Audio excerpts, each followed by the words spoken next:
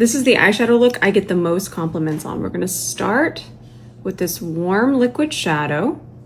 I'm gonna take a fluffier brush. First, I'm gonna smooth it out. Don't take it all the way to the brow bone, but almost. I'm gonna use a little bit in here. Remember, that's gonna get covered up with foundation, but it's still gonna leave a little bit of kind of a bronzer there. And I'm gonna take the rest over here. And now that it's nice and smoothed out, we'll take the tip of the brush and just buff and start to really smooth and transition this over this way and over this way. And I want you to wipe your brush off, and we're gonna switch over to powder foundation. We're gonna grab it on the side of the brush, minus this big hair. We don't know what happened there. I'm gonna take that on my brow bone and start to bring it over this way. And we're pretty much almost done, aside from adding a little bit more depth in the socket. I'm telling you, it's so easy. For the depth, I grabbed this shade. Love this palette, by the way. Same brush, I'm just gonna press that right here. I did build it up just a hair, but notice it's going on the outer part of the lid, and then a little bit into the socket, and then once I relax the eye, I want just a little bit to show. Picked up the same shade, but notice I picked it up in the center of the brush this time. I'm just gonna tilt my head back, push that into the socket a little bit.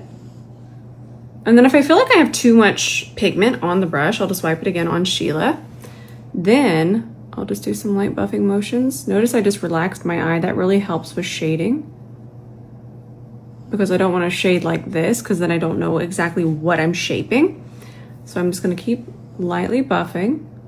And then I'm gonna grab powder foundation again and just stamp that through here just to keep transitioning and cleaning up and making sure that top part's really nice and smooth. So I did have a really tiny controlled wing, and this is what I used. I used an E26, and then I used this Jones Road, ooh, that's loud. I use this Jones Road liner, but this is also important. No matter what brush you use, it really helps to make sure that the product is super even on the brush. And then I just kind of start here. And I find as I get older, I have more control over folds and even in fine lines with a brush and gel liner. I was starting to find that liquid liners were starting to bleed into the very fine lines here on my lid.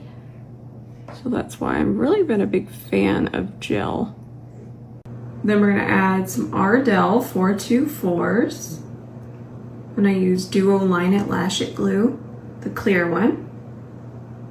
Sometimes if your inner corner doesn't want to adhere at first, just kind of let it sit there for a second, because what can happen is the more we tug, and I feel like we can really tug here at the front, it's going to start to change everything over here. So let that glue dry and get just a little bit more tacky. Even in that time I was yapping, that should be enough. Then it's going to stick, and you can just clamp it right down. Easy peasy. Another reason this is kind of my go-to, it's so easy to even take eyeshadow, your powder foundation. This isn't what I did in the original look that y'all requested me film, but I'm just giving you options. You could put shimmer here. It's just a really nice base. I'm just filming this because it's always satisfying to watch these come off. I love these, by the way. I was filming, always. I'm multitasking.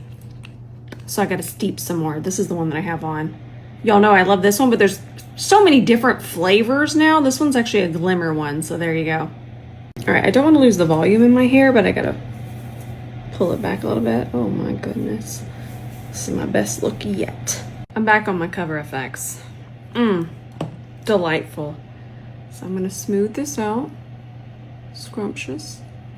It's gonna look a little too warm, and even when I first put it on every time, I think this is one of the reasons I don't always reach for it, because until it gets blended out, which isn't something I love in a foundation. I do want to say that that's not something that I think a foundation should do, but because I do have it, and I do recommend it, I absolutely do, but at first it is kind of sketchy.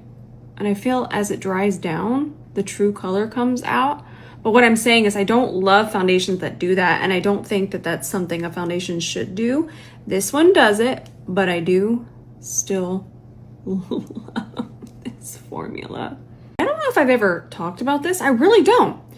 You've heard the term buildable foundation. If you've ever wondered what the heck, there's actually a way that I prefer to build foundation. So I have on my first layer, And I'm gonna build it up just a little bit more on my cheeks, but I'm talking about this because if I go right in on top of the wet on wet, it kind of won't build the same way. So I'm gonna let this foundation dry for about 20 seconds. Now it's really flat on my hand, and I'm telling you that because all I'm gonna do is just do this. That's not a technique, it's just really nice and flat.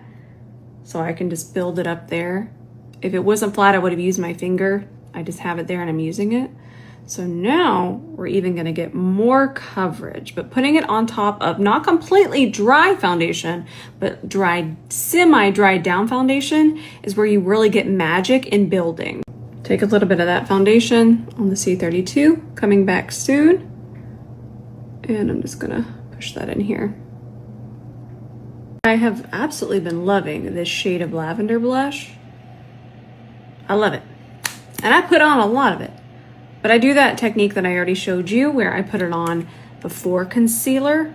That way, once we add the concealer back, it kind of shapes it and really transition and melts it all in. Then I'm gonna take the Ube powder, the purple one. And since everything's really wet, it's really gonna absorb the pigment. So it's not only gonna enhance the blush, oh, look at how pretty. It just makes it look so airbrushed.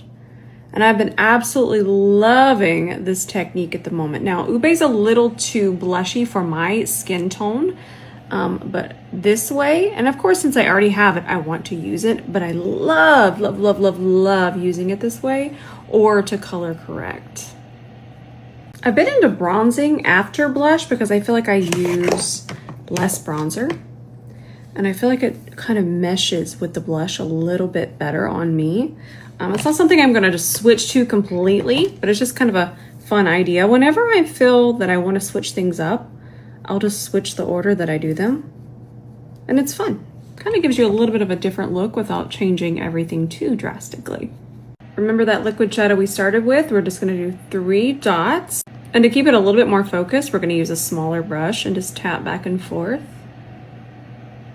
And for lips, let's try out MAC Cool Spice with one of my favorite lipsticks. This is Sellout, and then I'll just go ahead and kind of blend and perfect. I tend, not always, but I tend to do my lipstick first and then lip liner because I just feel like I can overdraw and blend a lot easier this way. So if you haven't tried it, give it a try.